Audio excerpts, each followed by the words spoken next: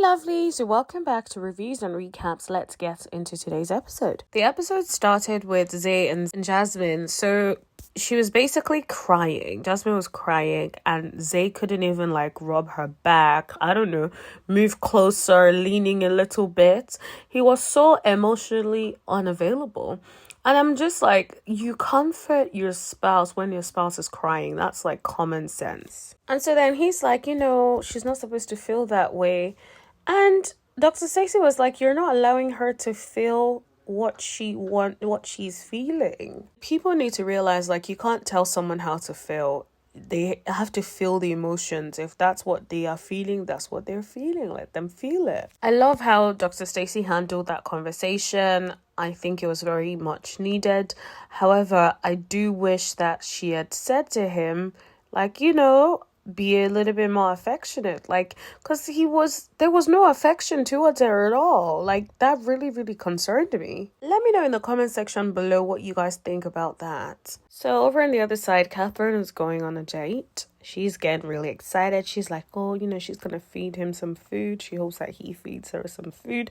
I'm like, girl, it's not tit for tat. What are you doing? Honestly, Ricky just looks scared, man. He was just like, yo, bro, save me from this girl. When I tell you that Catherine's date is confident, did you see him in the confessional talking about, I'm gonna tell her how she should come get with the real king? I'm like, okay, sir. So then Ricky was like, you've got Mark and then you have Marcus. And Marcus was like, well, Marcus is the only name you need to remember anyway. I'm like, oop.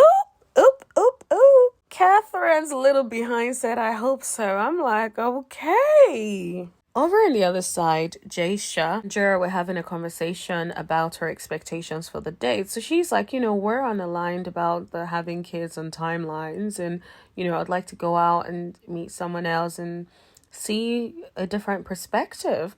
And so Jacoby walks in. He's like, he's 31. He co-owns a business that has a 7-figure business. I'm like, okay, sir. All right, Jacoby. What I thought was interesting was the firm handshake when Jacoby walked in. He also looked at Jaisha and was like, bro, you got good taste. I'm like, all right, sir. Okay. Still respectful. Yeah, I like it. Then Mr. Jacoby put the knife in and twisted it. He was like, oh, I love those heels. You can look up higher now. I'm like, oh, did you see how Jaisha even had to look up?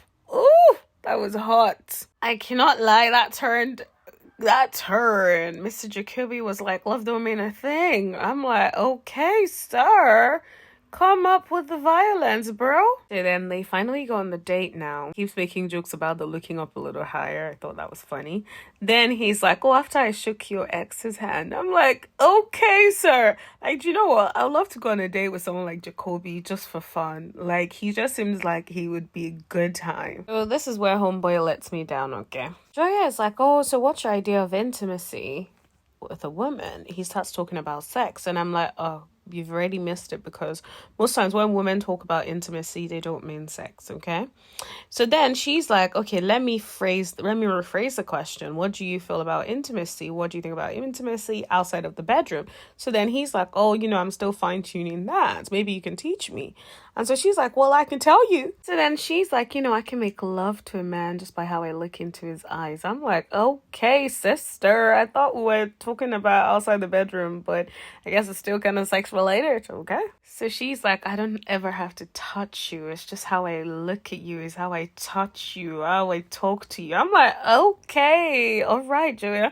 This is what Jaisha likes, ain't it? All in all, it looks like she actually found a way to be expressive. Her feminine side showed up a lot. I was loving it. Moving on to Zay and Jasmine. Zay was actually the one going out on the date. When I tell you, Jasmine was not feeling it when Zay was like, do you want to take the bike or the Benz? She was not happy with the option of the bike and them being too close. She was not with it at all. And so then the episode went back to Catherine and Marcus on their date. So they were on the date working on a vision board together. I'm like, okay, that seems interesting. They start talking, they're giggling. It sounds like they're from the same place. They're both from Dallas, Texas. They actually seem to have a really, really good vibe. I'm like, all right, I'm liking it. He was giving giving out all the compliments. She was blushing. Oh my gosh, she was loving every minute of it. Moving on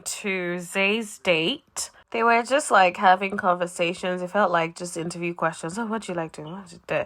And then one thing I didn't like about his date was that his date kept putting her hand on her face, on her jaw.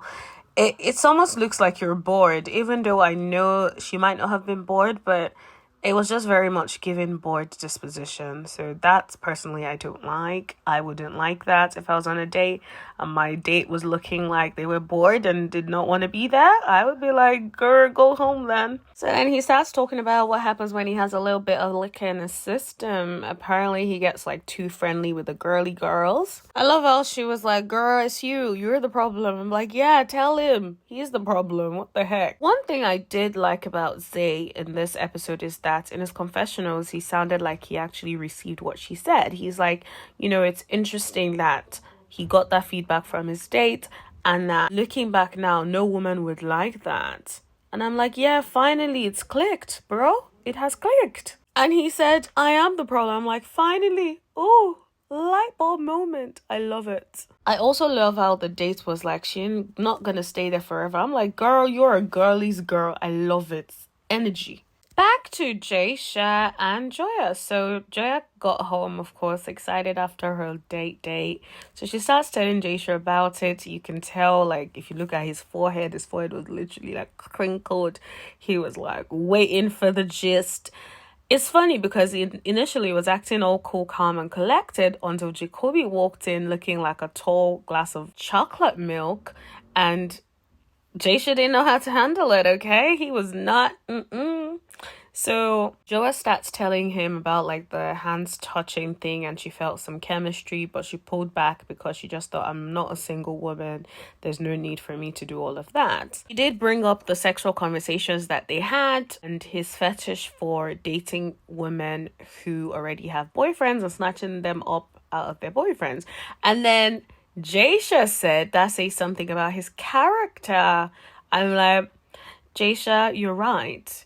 Completely right, but the way you said it and everything, I can tell you it's just because you're jealous, honey. But okay, it's okay. You're right on this occasion. So it was all back to Dr. Stacey's office, and so the couples were all there. So of course, Dr. Stacey was like, you all went on dates. So she was trying to find out like how the dates went. So Jasmine was talking about how our date was like a pimp, and he had like such really good wordplay. And then she starts talking about the fact that he does like naked catering where his buddies out and stuff, and so Zay just started making jokes about it. Everyone's laughing. The part that got me was when Dr. Stacey said, Zay, you're deflecting. I'm like, fantastic. I love Dr. Stacey. She's so refreshing. Like, not to compare her to Dr. Nicole, but I like the direct approach. Like, I just feel like the direct approach is what the show needs. Straight to the point. You're deflecting. All right. So Zay starts talking about his date and how like he found that he was listening a lot and that he wanted to listen and then bring that back home.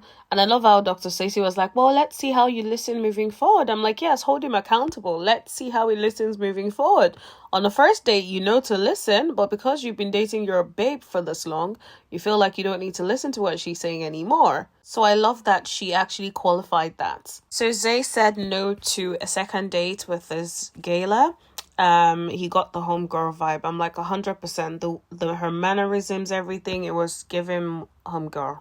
Yep. Also, Jasmine said no to her date, to a second date. Apparently, she was not with the whole shirt off. I figured she wasn't because the way she kept bringing it up, girl, she don't want her husband or boyfriend to be out here cooking for no woman. So Dr. Stacey moved over to Joya and Jaysha. So Joya starts recounting her date, talking about she had fun, intellectual conversations, all of that. So Dr. Stacey basically asked Jaysha how he felt about that. And Jaysha was like, yeah, you can talk to someone. I just call it rapport. I don't call that connection. It's not really a bond. He was acting all cool, calm, and collected when I know he was freaking disturbed. Even his facial expression, he looked a bit disturbed. So here's the thing. Why can't you just be vocal and honest that I didn't feel great about it? I didn't like that she went on the date. I just didn't feel cool about it. Simple. On the other hand, I love how Joa was very honest about how difficult it was, like watching him go on a date and all of that. That's the thing. I like how she's honest, even if he decides not to be honest about how he's feeling. Anyway, he agrees to go on a second date with his date. I figured he would say yes to that, to be honest, because I think he also anticipates that Joya is gonna say yes. And she did. Dr. Stacy was then like, Jaisha, how do you feel about her going on a second date? He's like, as long as he's respectful, I'm cool with it. I'm like, okay, sir. So they moved on to Catherine and Ricky. So Ricky starts talking about his dates with Shayla and how he ate off her fork and all of that, and she fed him some food. Of course, Catherine wasn't cool with it or whatnot. So then they moved on to Catherine now. Catherine starts talking about his tall, dark, and handsome. He's from Dallas. I'm from Dallas. You know, we're both trying to get into real estate. I'm like, okay. Okay, Ricky, you better wake up because this girl is sounding excited. Anyway, so Ricky starts talking about the fact that he doesn't feel like Catherine gives an opportunity for him to miss her. I'm like, oopsie. So he basically tells her that she needs to get some hobbies. When I say it escalated, it escalated. Catherine feels like it is unfair for Ricky to tell her to get some hobbies when she moved from what she was to where he is in with him for 6 months and has been taking care of the children, the family. So she's like, I don't have any friends here. Like, so where do you want me to go get these hobbies? So she was really, really pissed off. And in the confessionals, they were practically having an argument. It almost seems like Ricky is scared of her. I'm not playing. Ricky looked scared. And I'm just like, oh my God, Catherine, you need to cool it a bit, sis. What did you guys think of that interaction? Let me know in the comment section below. And also let me know what you thought of the episode as a whole. Next week looks like it's about to be interesting because all 6 of them are going to be going on dates at the same time. So I think that should be interesting. That usually causes drama. So I guess we're going to find out. If you've come to the end of this video and you still haven't liked or subscribed, what are you doing? Please subscribe and tap that bell for notifications. Also, give this video a thumbs up, guys. Please, it helps people to find this video. So thank you so much for listening and have an amazing day. Thank you. Bye.